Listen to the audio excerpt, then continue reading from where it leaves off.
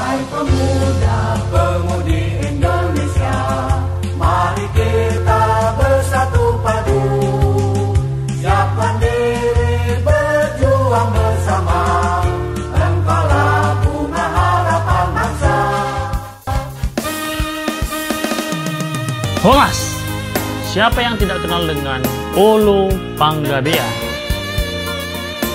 Mungkin di antara kalian semua ketika mendengar nama Olo Panggabean, mungkin yang terbesit di dalam hati dan pikiran kita bahwa dia adalah seorang preman.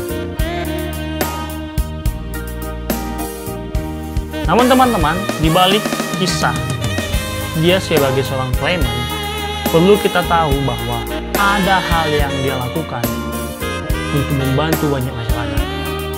Nah, bagaimana kisah Olo Panggabean? Mari kita lihat. Saya nggak pernah dipanggil Olo Panggabean dulu. Ya, nggak pernah. Dan itu nggak pernah saya cita-citakan karena masih teman saya preman sama Panggabean. Olo mendiang. Nah, tapi karena Tuhan yang mempertemukan, saya jumpa di rumah makan ya. Di rumah makan. Di rumah makan Garuda di Medan. Datang, saya lihat penuh banyak kali. Siapa nih? Ada apa ini? Bilang, oh bang Jaya, kata anak buahnya. Ada ketua di dalam. Oh iya, nggak apa-apa. Saya di sini aja. Saya di depan aja. Saya dipanggil. Iya, kita coba coba. Panggil ketua. Jangan. Di sana semua artis. Beda Safira, semua di sana artis. Saya nggak mau. Tapi diancam itu anak buahnya. Kau nggak boleh bawa cek ke sini. Awas kau. Kadang nyembah-nyembah anak buahnya. Sahara Oloan Panggabean lahir 24 Mei 1941 dan meninggal pada 30 April 2009. Merupakan seorang tokoh yang terkenal karena kegiatannya di bidang perjudian dan juga karena sifatnya filantropinya.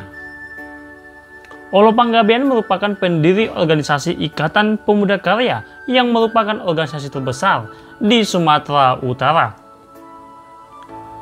Saat ini penerus Olo Panggabean adalah Budi Panggabean dan Pablo Benua Panggabean yang merupakan keponakan dari Olo Panggabean. Olo adalah anak ketujuh dari 8 bersaudara dari pasangan Friedolin Panggabean dan Esther Huta Barat. Sampai akhir hayatnya, Olo tidak pernah menikah.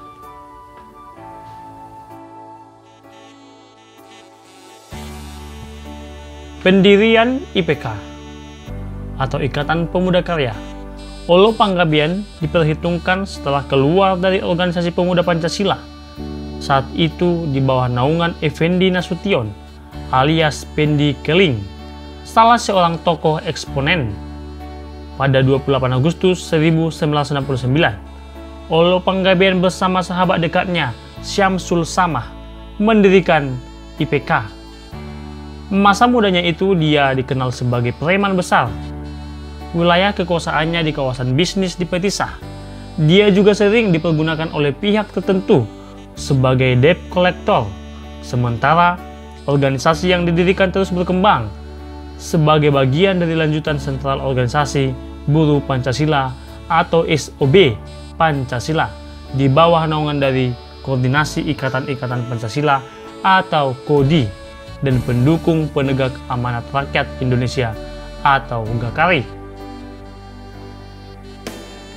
Olo Panggabean sering disebut sebagai seorang raja perjudian yang berpengaruh di kawasan tersebut. Meskipun tuduhan terhadapnya belum dapat dibuktikan pihak-pihak berwajib, dan saat ini IPK dipimpin oleh keponangannya Budi Panggabean.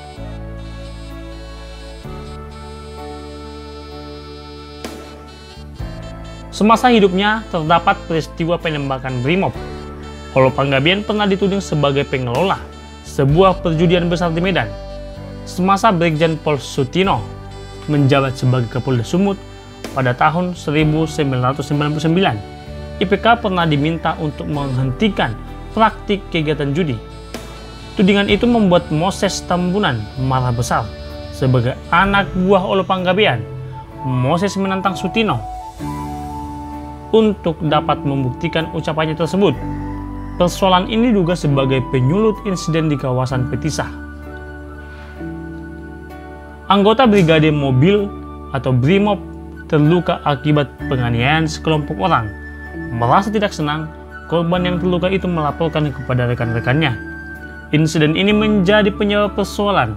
Sekelompok oknum itu memberondong Gedung Putih dengan senjata api. Kemudian permasalahan dengan Sutanto. Pada pertengahan 2000, ia menerima perintah panggilan dari Sutanto, yang saat itu menjabat sebagai Kapolda Sumatera Utara, terkait masalah perjudian, namun panggilan tersebut ditolaknya dengan hanya mengirimkan seorang wakil sebagai penyampai pesan. Sejak jabatan Kapolri disandang Sutanto pada tahun 2005, kegiatan perjudian yang dikaitkan dengan Olo telah sedikit banyak mengalami penurunan. Semasa Sutanto menjadi Kapolri, bisnis judi Olo diberantas habis sampai ke akar-akarnya. Sutanto berhasil memberantas judi di Sumatera Utara kurang dari 3 tahun. Satu hal yang tidak dapat dilakukan oleh Kapolri sebelumnya. Sejak itu, Olo dikabarkan memfokuskan diri pada bisnis legal seperti pom bensin, perusahaan otobus atau PO, dan sebagainya. Filantropi pernah muncul di media massa. Ada keluarga yang anaknya disandera rumah sakit karena tak mampu membayar biaya persalinan. Malah tiba-tiba pihak rumah sakit memperlakukan keluarga itu sebagai istimewa karena Olo Panggabean melunasi dan menjamin semua biaya yang diperlukan. Ada juga keluarga miskin yang digusur paksa oknum petugas Satpol PP. Mereka menangis pilu karena gerobak sorong tempatnya berjualan dihancurkan hingga kehilangan mata pencarian, dan tiba-tiba memiliki kios permanen atas biaya dari Olo Panggabean. Selain itu, kisah Anggi dan Angeli. Kisah sedih bayi kembar siam Anggi dan Angeli, anak dari pasangan Subari dan Neng Harmaini, yang kesulitan membiayai dana operasi pemisahan di Singapura. Tahun 2004 adalah satu contoh kedermawanan Olo yang bisa kita lihat. Ibu sang bayi, Neng Harmaini, melahirkan mereka di Rumah Sakit Vita Insani Pematang Siantar pada Rabu 11 Februari 2004. Pukul 8 WIB melalui operasi sesar. Kembar siam ini lahir dengan organ jantung, hati dan paru-paru yang saling berdiri sendiri. Bayi kembar siam ini harus diselamatkan dengan operasi sesar, tapi orang tuanya tidak mampu. Di tengah pejabat Pemprov Su dan Pemko Siantar masih saling lempar wacana untuk membantu biaya operasi, malah Olo Panggabean bertindak cepat menanggung semua biaya yang diperlukan.